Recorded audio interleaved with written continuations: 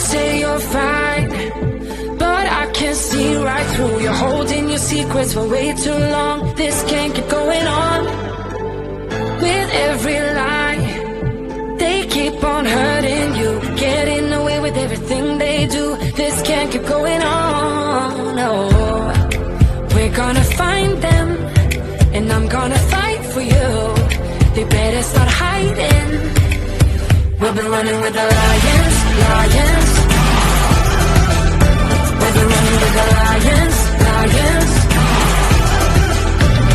They can't run, they can't hide. We won't stop until they're down. We'll be running with the lions, lions.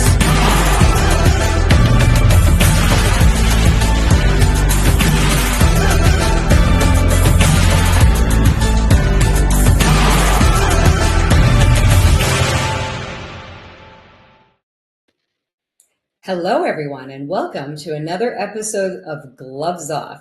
I'm your host, Dr. Kalpana Sundar, and every week this show has an interesting guest. This week, we are going to actually talk a little bit about dating, probably something that affects, obviously, the single folks more than the married folks.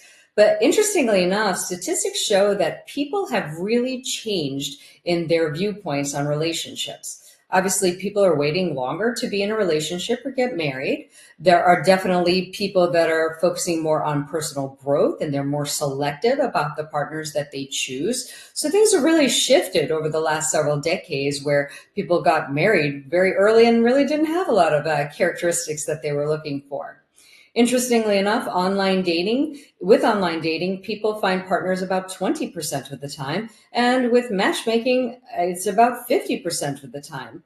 So that's what we're going to deep dive into, because today our guest, Kristi Price, is a certified matchmaker. We're going to really get to deep dive and ask her a lot of questions about what that world is like. But first, we're going to have a word from our sponsor, Elevated CPA. As always, if you need your taxes done, it might be time to get an accountant to do them, because crunching those numbers at the end of the year, especially around tax time, is no fun.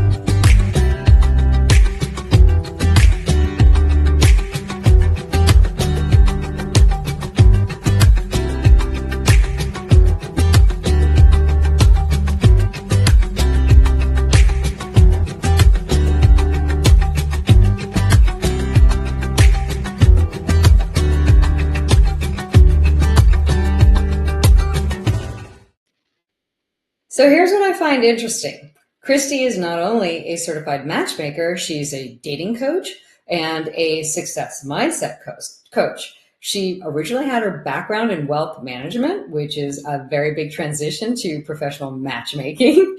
And she also was an equine trainer, which is also really interesting. That's what I love about interviewing my guests, because I always find out something really interesting about them that I didn't know before. And everybody has a unique background, and it's always interesting to find out what led them to what they're doing today. So we are going to be able to ask Kristi Price in just a second.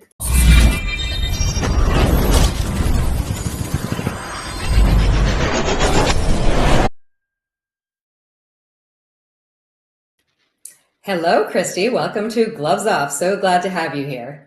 Thank you for having me today. Oh, yes, of course, of course. Well, it's just so fun to be able to interview you. I know you and I met a couple of years ago when I lived in West Palm Beach, and I'm glad that we've reconnected. This is just something that I've always been very curious about, just being back in the single world after so many years. I was married for such a long time that I didn't think I would ever care about this stuff. But the world really changed in the last 30 years. And I remember that feeling when I was single going, I really don't know what this world looks like anymore. I mean, we used to just go out to bars and, trade numbers on napkins. There were no cell phones. There was no text messaging. So it was really a whole new world. So I just think that probably a lot of your clients feel the same way. Yeah, it's definitely a different world, especially with apps and everything. There's like a throwaway society, a perception of perfection that we have, and it's really difficult to connect through the apps sometimes rather than just meeting people in person. And then COVID changed that because people aren't out as much as they used to be, even still. Yes, it's so true because there has been so much of a shift in society. I feel that back in the day, when I was single, when I was younger, I was 24 when I got married. So it was easier to connect because people were looking for in-person connection because there was no other way. And now I've actually gone out because I've definitely many times gotten off dating apps because I can't stand them. And just said, oh, I'm just going to, because that's what people tell you to do. They say, go out and do what you like to do and live your life, which is exactly what I do. But what I have found, because I love observing people, I really found that people are not that open to connect. They're not, and I go to the same places, I love my boxing club and I go work out and, all the things that I do in my normal everyday life. But people are not really that open to connecting. Every now and then, yes, but not in that kind of way. And I would say that even if there's some sort of mutual interest, people will not make the first move. Men will not make the first move like they used to. That is true. I think the nice men have been shot down so much by women that they're afraid to even, take a shot anymore. So they don't. I think COVID, well, I work out of Philadelphia, New Jersey, New York, and Florida, as you know, Mm-hmm. and I coach everywhere, but that's my matchmaking territories. And when people were masked up for so long, they stopped learning how to connect. And I was one of them. When I first met you in Florida, I moved down here and was like, I had friends down here walking up and just engaging with other people. And I was like sitting in my little corner and I'm like, what happened to me? And then I had to get out of my shell again. So I feel like depending on where you experienced COVID really had an effect on how you relate to and connect with other people still. Cause I know it affected me and that's what I do for a living. Like my job is to go out and find people for my clients. Right. So it's just a different world that we live in, especially like the men that are players are going to hit on women all day long. The nice ones not only went through, we all went through the traumatizing lockdowns of COVID. And then if they've had some mean girls, then they don't want to reach out to them anymore and walk up to them. It's very sad. So we have to make opportunities as women sometimes. That is really sad because nobody wants those players. I mean, well, maybe somebody does, but It depends on what stage you're in. Sometimes they're fun. Exactly. But if you're in a stage of a real relationship, that's not even remotely appealing to you. So, Exactly. so explain to us what a certified matchmaker is, because I feel like, and I know I think this as well, is it a legit industry? How do they find people? So there's so many questions I have for you. So what is the difference between somebody saying they're just a matchmaker versus being a certified matchmaker? It's difficult because there really aren't any certifications that really make sense in this business, and not everyone runs it the same way I do and other matchmakers that I work with do. Like really with integrity, we only take on clients that we can help, or we might coach them instead if they're not ready for a relationship. So a certified matchmaker is a great start to matchmaker, but doesn't also necessarily mean they're running their business. And I shouldn't say this, but I'm honest, with integrity. So when you find a matchmaker, you want to make sure, like, how long have they been doing it? Do they have a database of people? Do they have an out of value coach on their team, or are they a coach? Those are, because sometimes we block ourselves. We don't even realize it. So it may not just be not having the right opportunities. Maybe there's like some past history we haven't released, or forgiveness of ourselves, or the person that may have done something not so nice to us in a past relationship. So we all have to be healed before we're open for a healthy new relationship. And that is so important, because I think it's great that if you had a client that wasn't actually ready for a relationship, then you would have them opt into coaching instead, which is so much better than putting somebody out there into the world. And that's really, I would say, the major problem right now in the dating arena. There are too many unhealed people that are looking for, I don't even know if they know what they're looking for, but I think they think they're looking for something, and then in fact, they don't really know what they want. And that's a real problem for people like me, who actually have done the work and have done the healing and clearly recognize what they want. So it just creates a strange dynamic, I would say. Yeah, there's so many emotional and unavailable people out there, people that are looking to fill a void. And then you just get into more toxic relationships or codependent relationships. So it's important to be, they say you have to love your life and love yourself first, but it truly is the case. You really have to know who you are and love where you are. Or you're not going to know how to let other people treat you or train them how to treat you the way you need to be treated, and vice versa. It is so true. And for example, I know a lot of women who want relationships or something, and I watch the way they treat themselves. And then they want some prince or knight in shining armor to come in and treat them differently. And I have never understood that because I've never been the martyr type of woman. I don't know, it's just not been my jam ever. And so I've always treated myself really well. I would say that I've increased my self-love and I've gotten to the point where I treat myself a lot better, even just internal thoughts in my head. But I watch the way they think what they deserve, and it's really tragic. And I know that from that place they're not going to find this, and if they find that, it's not going to be healthy. It's going to be something toxic or love bombing that shows up and fills that void, and really it's not as healthy as you think it is. Yeah, that's so true. Yeah, like you said, if we're not in a good place, who we are is what we attract. So if we are feeling like a victim mentality, if we are feeling weak, if we're not treating ourselves with respect, that's what we're going to get. Like the narcissist that says, oh, great, I can mask and mirror you all day long and give you what you think you want. But if you're not ready, then you're not going to see those signs and those red flags, and it's going to go downhill from there. Right. And, again, the narcissist is a great word because I feel like that is such a big buzzword in society. And when I see a lot of content out there about narcissists, but not a lot of it revolves around what was happening with you that you attracted that narcissist. I think I'd like to see a little more of that. I mean, yes, it's, narcissists are not good people to be around. I get that. I'm not making excuses for them. But again, there is a certain personality type that they are consistently attracted to.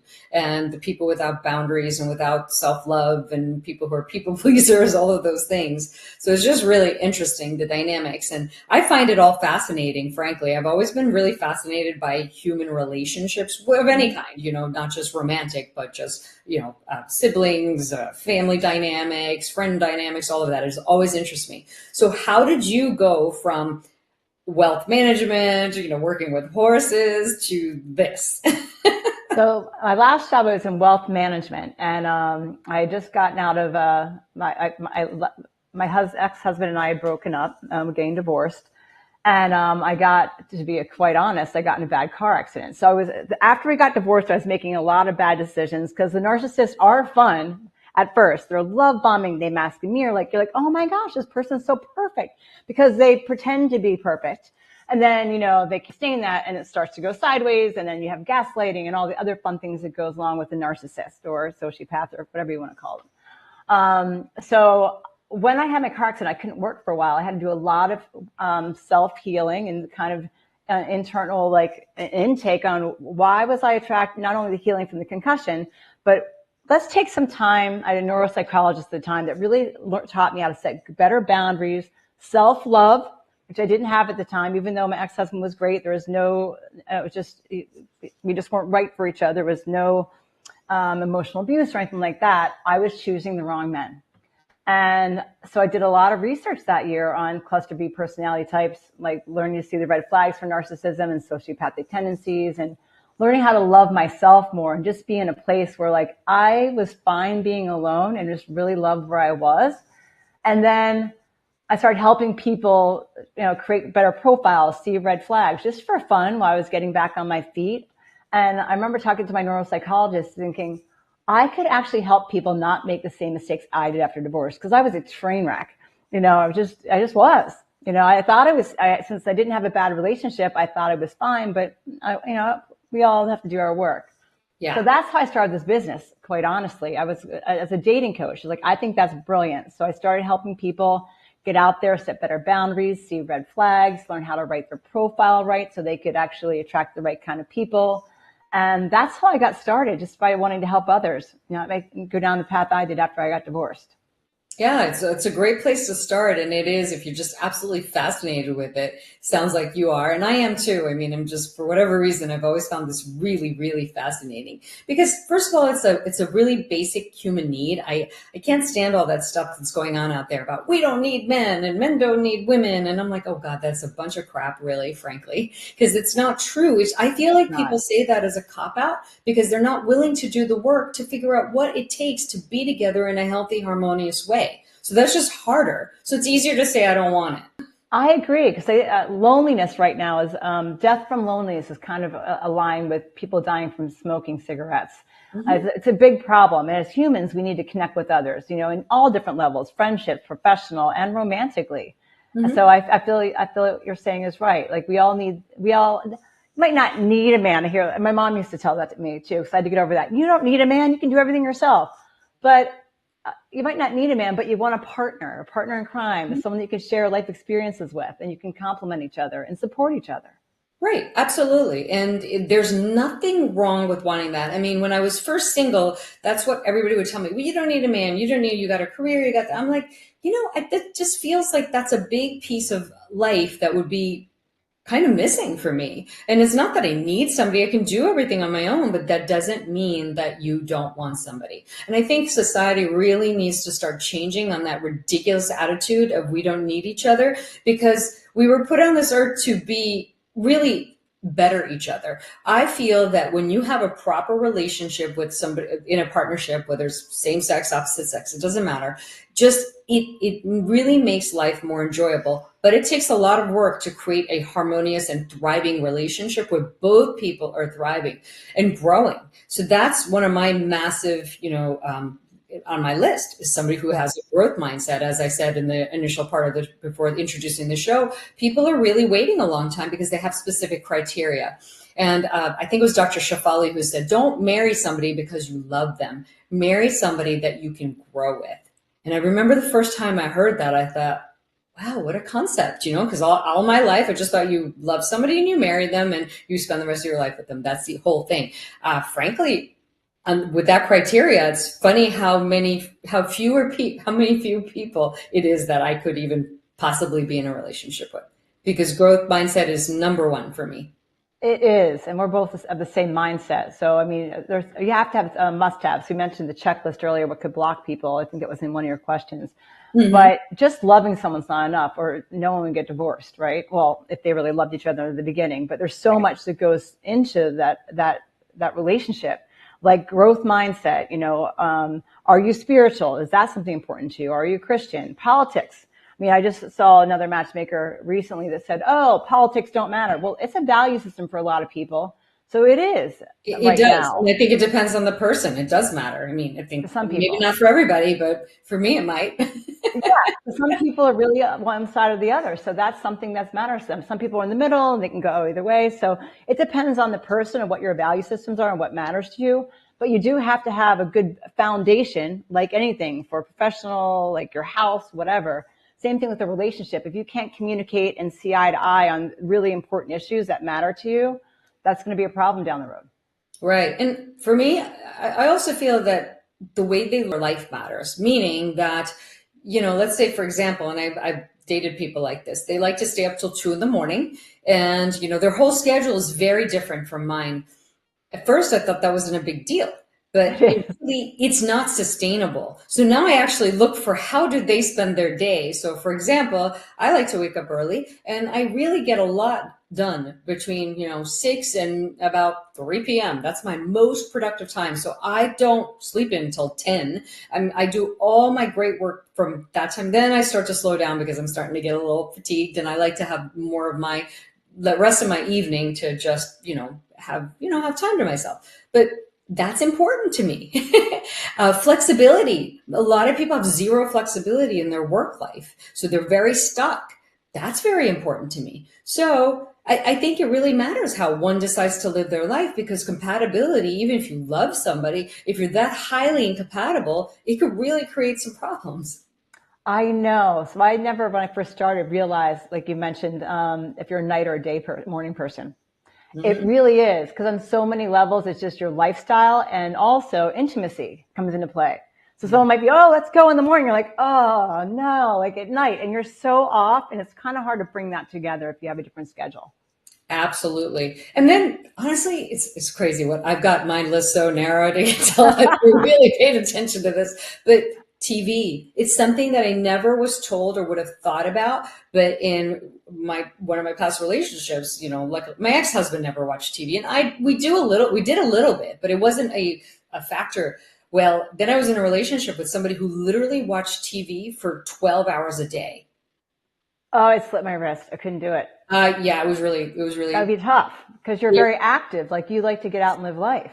And it was just a tough situation because, I just, again, being kind of a new person at all this, I didn't know how to navigate that. But, but these are questions now I just ask up front. I don't care. I just start asking everything up front. I don't even have a time frame in my mind. I just ask whatever I want, when I want. And if that's not okay, well, that's fine because I didn't waste my time.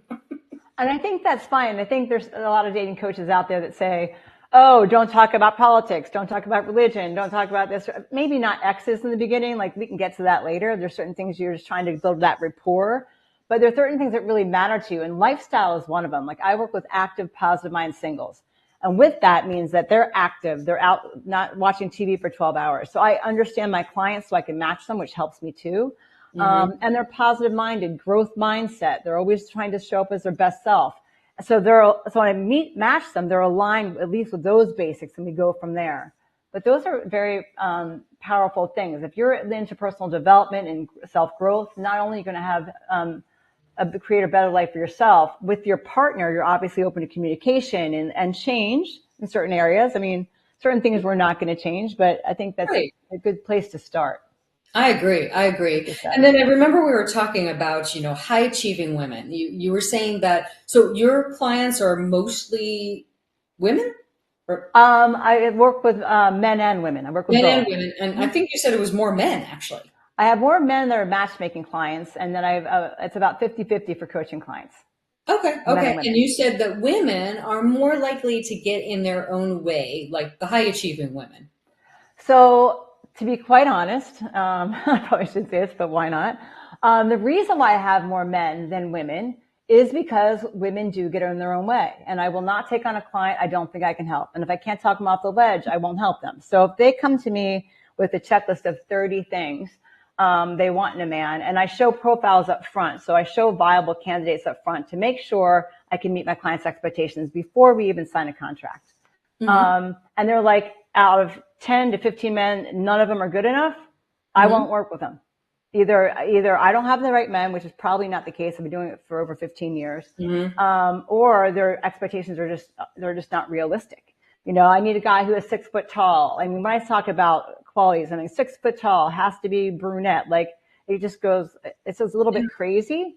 And where men are just like, they might have a type, but your type hasn't worked this far. So let's kind of open that horizon for you.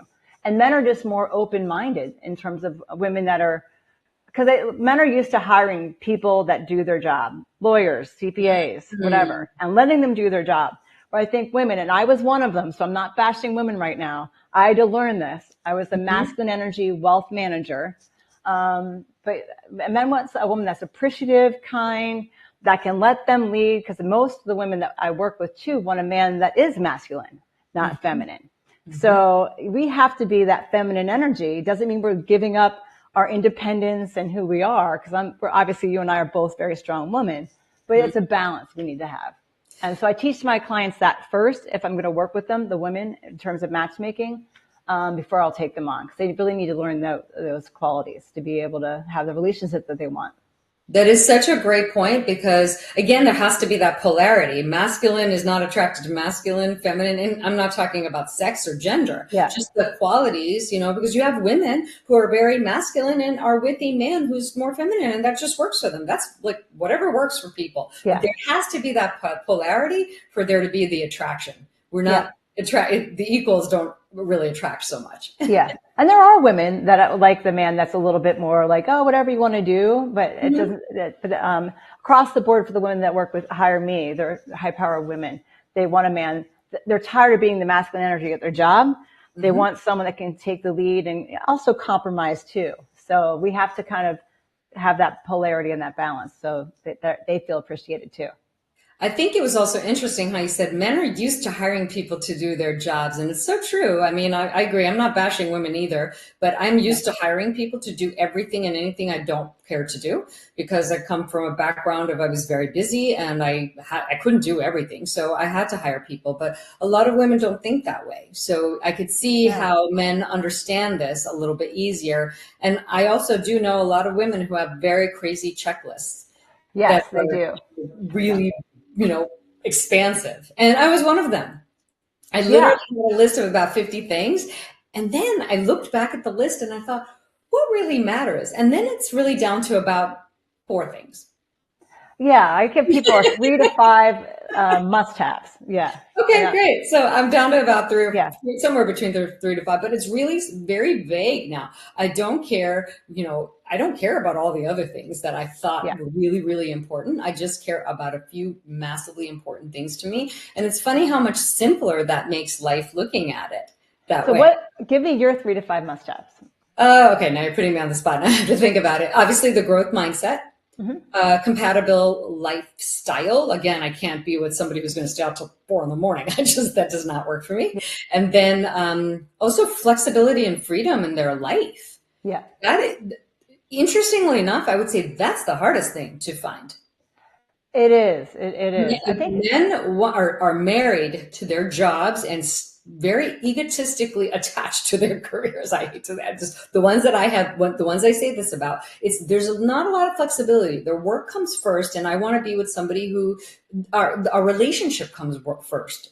Our life comes first, not work and money. I mean, those are important. I'm not knocking it. I love my work. I love what I do, but that's not the most important and only important thing. So the flexibility matters a lot. I've worked really hard to create a flexible lifestyle for myself. So I don't want to be with somebody that cannot, leave ever to go do something because they have zero flexibility in their life. So that was a big one. And then, fitness and health minded. That's also a deal breaker for me. I mean, I'm 55. I work out like crazy. I'm in the best shape of my life. So I have to be with somebody that has a similar mindset because I want to be eating healthy things. I don't want to, that affects me. And I would say intellectual and emotional. Those are great. Yeah. EQ, IQ. That's a good list for sure. Yeah. I love that you brought up one thing, because one gift that women have that I think men don't, because they're still considered providers across the board, right? Is that they get their identity gets attached to their job. I think that's why some men don't have the flexibility and aren't able to walk away, because it's really their identity. Whereas women have that better balance of like, my job doesn't define me for the most part. Like I have all these other amazing things going on. I think women are getting better about that, but there's still women who are like that, which is, so it does exist in most sexes, but because I only know what I see in men, I'm calling that out. So it is. I was one of them. I was a wealth manager. I was a horse trainer. Like I was always my identity. So I was one of those masculine women. I'm not now. It's so funny because people knew I was a surgeon within a few minutes of meeting me. Now I meet people and they're like, "You're a doctor?" Just like they have no idea, because I do not talk about it. I don't even bring it up. And then when they find out, they're like, "You were a surgeon and you're a doctor?" Like it blows their mind, because I don't lead with that. And my identity is not tied into that at all. But it took a while to unravel my identity from my career. I really had a massive identity crisis when I left my career, and when I, during COVID, I went through it to figure out who I was without all that. Yeah, it is tough. I remember going from wealth manager to dating coach. I wouldn't say it out loud for about a year.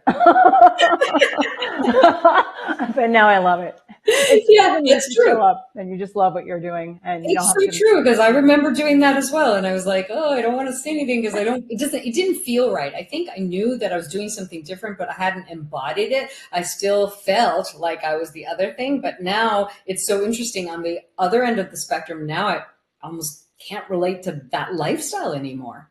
That's amazing.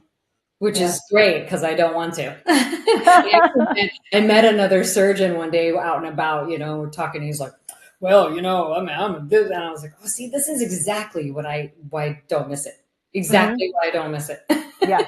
all the ego, all the bravado, all of that. I said, no, I'm so glad. And he said, well, are you happy? Can you even make a living? How on earth can you make a living? I said, I'm an entrepreneur. I can figure out how to make a living out of and reinvent myself. And he just looked at me like I was crazy. So Not your guy. Obviously very close-minded, number one. oh yeah. I mean, I like poking the bear sometimes. So it was fun. It's not somebody I've even, of course, within 2 seconds, he told me he was a surgeon. So and I was like, oh, hello. And there you go. You're like, okay, great. What else? I don't care about that. So am I. Or so was I.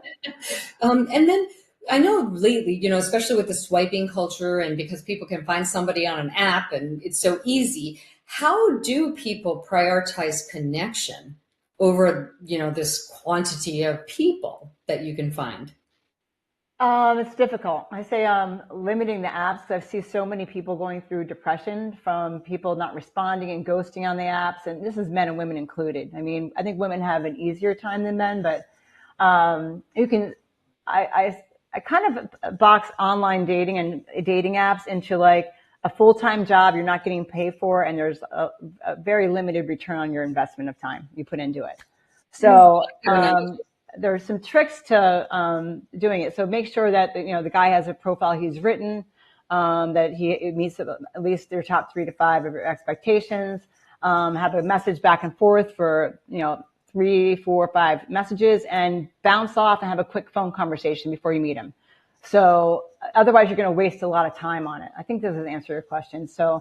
And now you can get a Google number. You don't have to give your phone number out, but everyone's searchable now. It's not really a safety issue anymore. Although whenever you're doing online dating, do been verified or some way to throw their phone number in and do a background check and check for criminal background, bankruptcies and things like that. Make sure they are their age and the name they say they are. So there's some tricks to just getting through the apps and meeting the right kind of people so you're not wasting time. And then, as you mentioned, like get out and meet people. It's still a great way to meet people. In terms of similar interest groups, there's solo travel. I've had friends do that and clients do that. They've met people solo traveling, or singles events are popping back up. Cool ones, like not the cheesy speed dating ones. And meetup groups. You don't know if everyone's going to be single, but if you do a hiking group or a similar interest group, the wider net you cast, the more opportunity you're going to be able to meet people. Those are great suggestions. So when would somebody feel like it's the right time to decide to work with a matchmaker? Most of the clients that hire me is that they don't have the time to meet people on their own, or they're just burnt out from online dating sites and the apps, and they don't have time and they're not meeting people who are aligned with their I hate to say checklist, but let's just throw it out there, their criteria.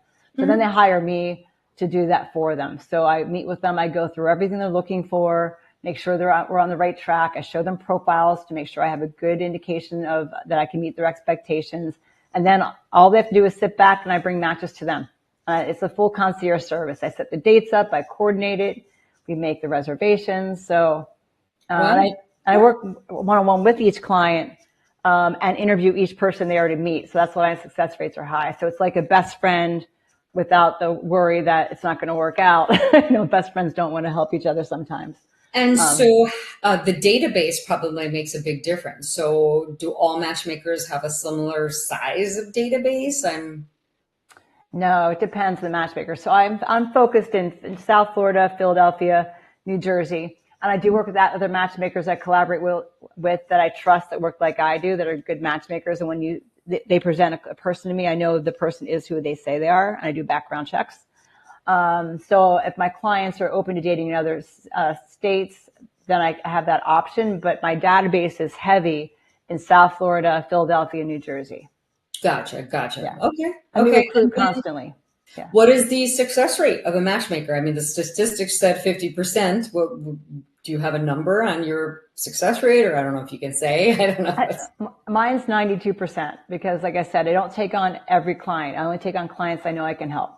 That's freaking unbelievable. It's like, okay, because I just did some general research and saw 50%. I said, that sounds about right. Wow, that's huge. And within how long are most people meeting their matches? It's usually between 3 is ideal, but usually like 6 to 9 months, usually in that range. That's still not bad, honestly. I mean, it's really still not bad to 6 to 9 months for a really proper match. I mean, because some people really, it takes them a long time to find somebody.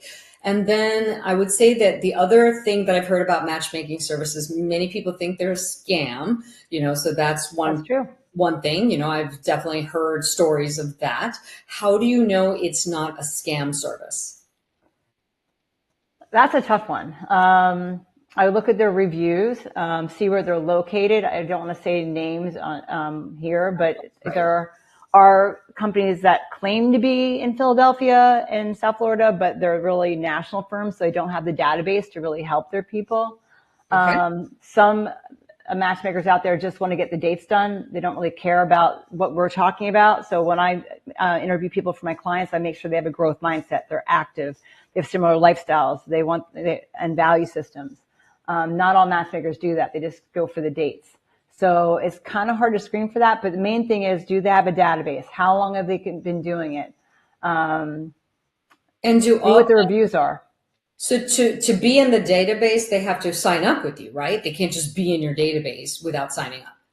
No, I do have a free database that anyone can sign up with. So anyone can go to KP Matchmaking and do the free database. All right. So before they would meet a client, if you want to be part of the database, you can go in and join and just be part of it if you're looking for somebody. Yeah. So the way we work, this is kind of across the board with all matchmakers. If a client hires me to find them a good match, I find them the best match possible, whether it's another paying client, a database member, a recruit, or a referral. So that's what we use our free database for. So if someone signs up in there, I'm like, wow, this person looks perfect for Jim or whoever, I'll reach out to them and interview them for my client, and then they would get the introduction. Oh, okay. I mean, so that's like a low effort kind of thing. If somebody just wants to put themselves out there and just see what happens, Yeah. So that's not a bad, I didn't realize that. So that's interesting to know. And a 92% success rate is pretty amazing.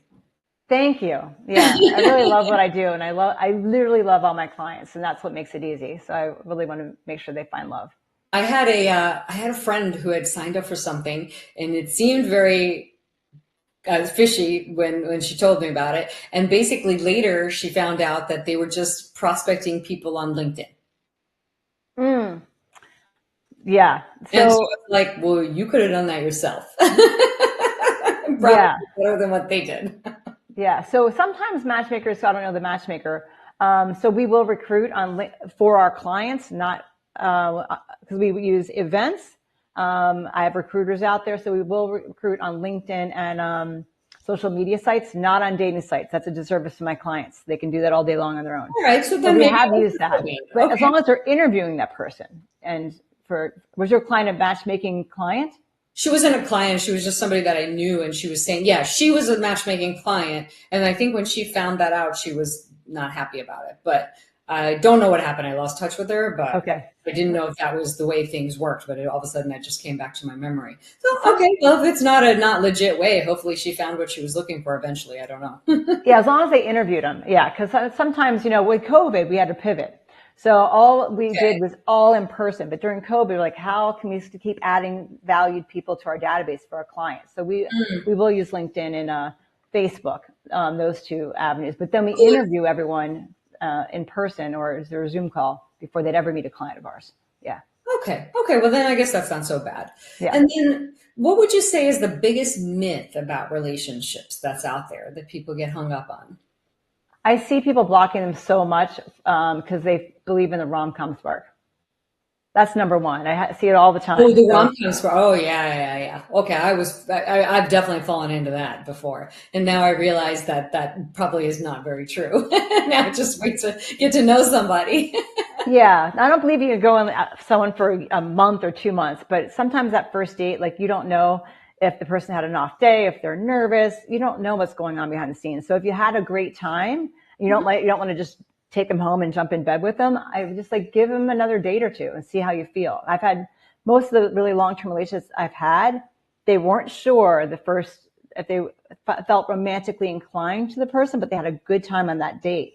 Because a lot of times that rom-com spark and that, oh my gosh, it's like a toxic past relationship kind of swelling up that was great sex. Doesn't necessarily mean they're going to be your long-term person. Like to your point, it's not just about love, and we obviously want intimacy. It's also about how aligned are you and the things that you're looking for long term, and the growth mindset and lifestyle and those kind of things too.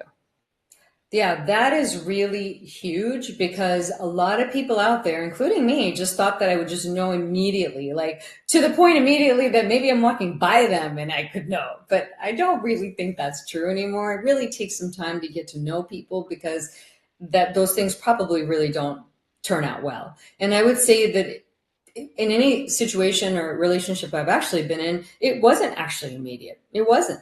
It was more that I got to know them and got to hear who they were, how they lived their lives, what were the things they wanted, that those were the things that made me feel a different way in some time. So that's a really great point, because I really do think a lot of people are not sure about that. They think it's going to be immediate.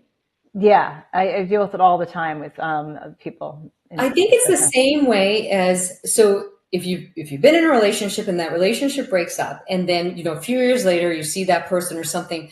I mean, I know I feel this. I'm like, how was I ever with that person? Like, it just, I don't even feel attracted to them at all. Not that they're not attracted. I'm just saying I don't feel attracted to them the way I did. And I think that's exactly the phenomenon going on, meaning that as you start to like somebody and really care for who they are, there's a bigger spark that develops. And then when there's some distance after something hasn't worked out, you see them again and that spark isn't there. They're the same person-ish, give or take, but something changed. Yeah, it's the trust, it's the vulnerability, it's the friendship that comes along with it, and obviously the romantic spark, but it's so many facets to a good long-term relationship. Yes. And I think it was a video I had seen by, I think it was Simon Sinek, that you have to have 4 things to a relationship. You have to have the emotional, the intellectual, there was 2 others and now I can't remember, but it was a great little clip. And I was like, it's so true. You have to have everything to have a great, he said you can have 1 or 2 of them to have a good relationship, but you have to have 4 to have a great relationship. And I'm completely blanking on what the other 2 are now all of a sudden, but those 2 stuck out, the emotional and intellectual. Emotional, intellectual, physical. I think financial is one of them too, because that can be physical is definitely one of them. And yeah, maybe financial, maybe I thought it was another one. I don't know. But anyway, I can't remember now either. It was also very important, because as much as we like to think that love conquers all, if people are in a different fight, and, frankly, a lot of women are dealing with this now, because now many women are actually in a position of out earning men. So the women that I've talked to have said to me that I don't need somebody that's like crazy rich, but I want them to be able to do the same things that I want to do in my life, because otherwise there's a problem there. So meaning if you have the ability to go take off and travel and go to another country for a couple of weeks and you have somebody that can't, there may not be, it depends on the people, but there could be some tension that the one person feels like they're paying for everything. I see that a lot, especially like you said, the women men most of the time don't care about that, but women, I think, do. And I think it's that polarity of masculine and feminine energy. So we don't need a provider if we're making good money, but you want someone that can at least sustain the lifestyle that you're used to, and you're not having to pick up, the slack. And not all women are like that either. Some women don't care, and that's fine. Like every situation is different, but I hear what you're saying. Like you mentioned you want someone flexibility. So if you have a 9-to-5 job, they have to be out all the time. He's not going to have the flexibility to be able to do what you like to do. That would be a problem. Right. And interestingly enough, I think that this is my theory on this, and you can chime in and see what you think. I come up with an idea of something I think I would be okay with. So I've done this throughout this whole time being single. I'm like, maybe I'd be okay with somebody that doesn't have like this, or maybe I'm okay with this or that. And then it's crazy how the universe just provides me with somebody to test out that theory. And then I'm like, yeah, no, that really bothers me. I don't think I don't know if that's right for me. So it's interesting. So I've done that quite a bit and refined what, sometimes I've been like, maybe I'm okay with somebody being more in the feminine role than me being in the masculine role. Maybe I am, because I can be hyper masculine. So that's, maybe that's okay. But I tried that. That didn't work. Yeah. No, that doesn't work. Yeah. I need someone that can is strong, or else I feel like, I don't know about you, but I get resentful if I have to be the masculine energy and start taking over and doing everything and planning everything. Resentful is the only way I can put it. I just don't like it. Me too. Yeah. So, and I think it's just, and this is not pointing fingers or saying something's right or something's wrong. It's really about just identifying what is right or wrong for you. Because if one woman it's okay with, that's great. But I think that experience of understanding that I'm resentful was important to know, because why? Why do I need to be in that situation where I Yeah. feel resentful? There's other people out there. And it's not fair to you or to him. So it's just, there's a lid for every pot. Like we're saying, like we're not bad. What I've said in a couple things about women, everyone has different needs in relationship and different desires, but you have to be clear on what you want so that you're happy and you're with the right person and you're compatible and you complement each other. Otherwise Yeah. it goes sideways. I would totally agree with that. And I have an off the wall question, and it's probably not that off the wall, but I was actually just thinking about the horses. One thing, and I don't have a lot of experience with horses, but I remember years ago, I did get on a horse to ride, and I remember being afraid of that horse. And that horse really sensed my energy and my fear. And so I feel like working with horses that you've done is probably had an impact on what you're doing now, because maybe it allowed you to understand, because horses sense everything. I don't know. Do you think there's a parallel? That is true.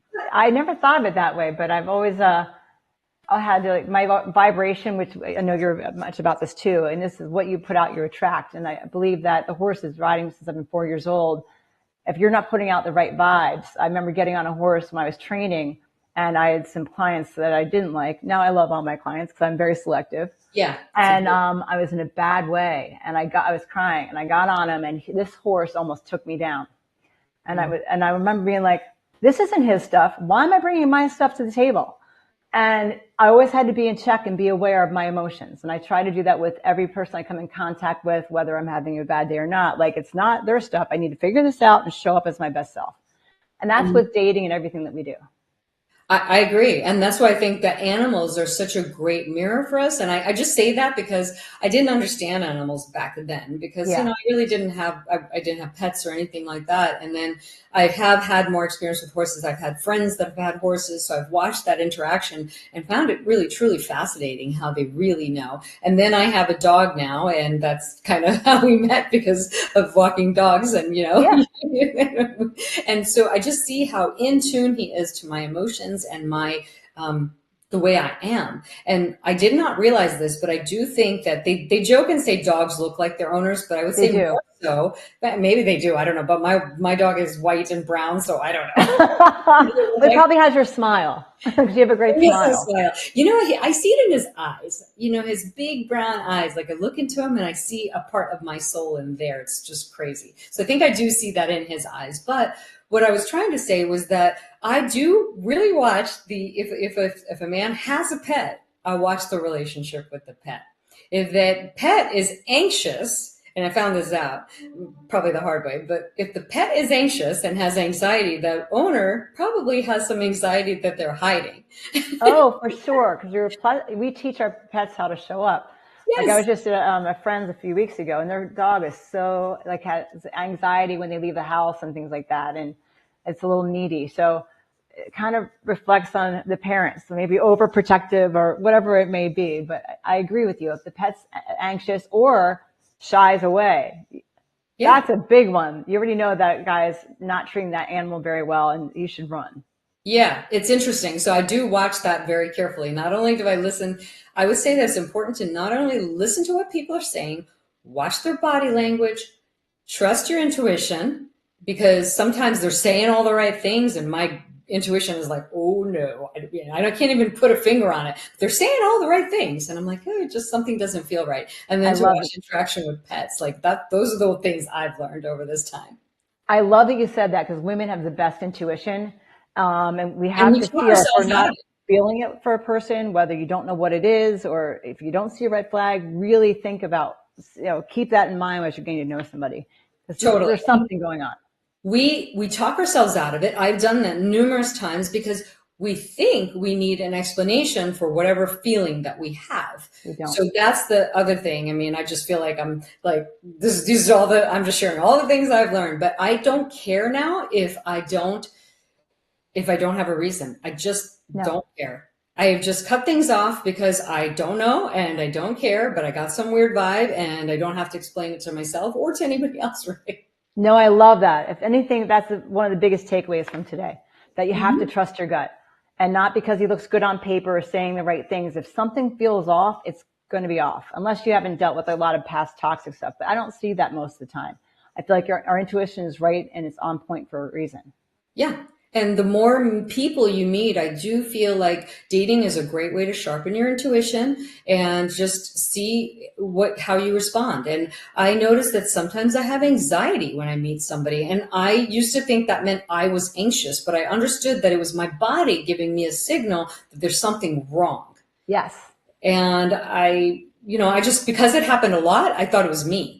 But I realized that it's a lot of times there's just something wrong, and I couldn't put my finger on it, but I don't need to. No, and I think it's why we date too. I think keeping a journal on the different guys and how you're feeling around them. And if it's consistent, if you're like, oh, but I want to give them another shot, see if there's consistency in your feelings like that. Mm-hmm. Or if we want a relationship too badly, you might start overlooking these things too. So it's better to have a little journal to look back on. Well, he did this. It was kind of weird with the wait staff. So if someone's rude to wait staff or service industry, run. That's just a red flag you should never even think about. I know, and people would say that's a silly thing, but I watch that all the time because that is important to me. I'm watching very carefully how they're acting, and there's just a lot that you can get from just simple cues, meaning that if they've asked you if you want something to eat, would you like another drink, just if they're courteous and respectful and kind and considerate, or are they just, there's just so many things you can learn. So I would say for people, sometimes even if you're going to get out there in the dating world in the beginning, maybe just go just to learn. Yeah. Yeah. It's new. I agree. Just learn, see what you like, what you don't like. Don't have an agenda with it. Don't have an expectation with it. Just have fun. And even with my clients now, I'm like, it's a meet and greet, the first one. Mm-hmm. I think some people are like, oh my gosh, the resume, I call it a resume online. If you're doing apps, looks so great. I had one great conversation. Well, you don't know the person for a month or two, even longer. But people are on their best behavior in the beginning. So just have fun. Don't take it too seriously, and then give it time and the right one will work out. Exactly. And consistency, I think, is a big one. Once they start, I've noticed that for me, once they start feeling something's inconsistent or incongruent, I start to feel anxiety. So I was like, oh, okay, this is my intuition kicking in saying, hey, watch out for something, So yes. I feel like I've got a master's degree right now. No, you're doing all the right things for sure. Yeah, but I love that you said our intuition, our gut, because that is usually spot on.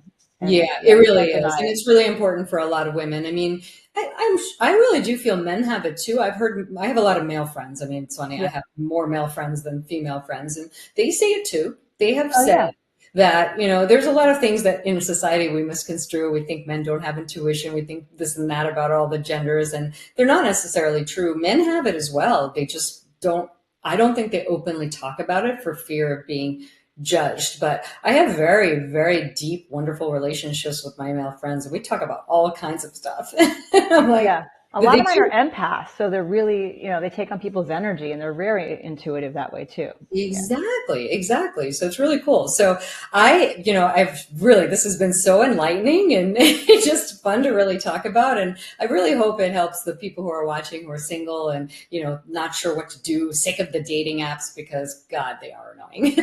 They are. Hopefully, I would say that, in my opinion, the take home for the audience, and then I want you to chime in with anything else you've got to say. I feel like for the audience, it's low pressure to just go on your website and just enroll in your database, because what's the worst that can happen? You might just potentially find the person of your dreams by doing it. And really just to have fun with it and just see what you're looking for. I feel like those are two great initial steps, and I'll let you take it from there. Yeah, that would be wonderful. Yeah, anyone can be in my database. I do collaborate with matchmakers all over the country and in Europe. So it doesn't matter what location they are. Europe too. I did not know that. Mm-hmm. Yeah. Oh, that's awesome. Okay. Yeah. So, and it's like you said, it's free. And then if they wanted a free, consulting session, you can go on my website. If you have some questions to follow up on this or want help with anything, they can just do a complimentary consultation on my website or reach out. All my information is on there. I'm trying to think what else. Yeah, I just love to help people. So if anyone's struggling with, dating or have any questions on how to get out there and do it for the first time, or I work with 20 and 30-year-olds that are struggling, there's no age range anymore. Oh, that's awesome. That's awesome. Well, I feel like this was very enlightening, just to dispel all our myths and things that we, we don't know about. So this was a really, really enlightening conversation. So I'm very grateful for you being here. Folks, you want to go on that website and sign up and put in your profile. You just may meet the person in your dreams. So Kristi, thank you so much for joining us. You have a happy, happy holiday. Thank you so much. It was so fun. Great having you. Bye.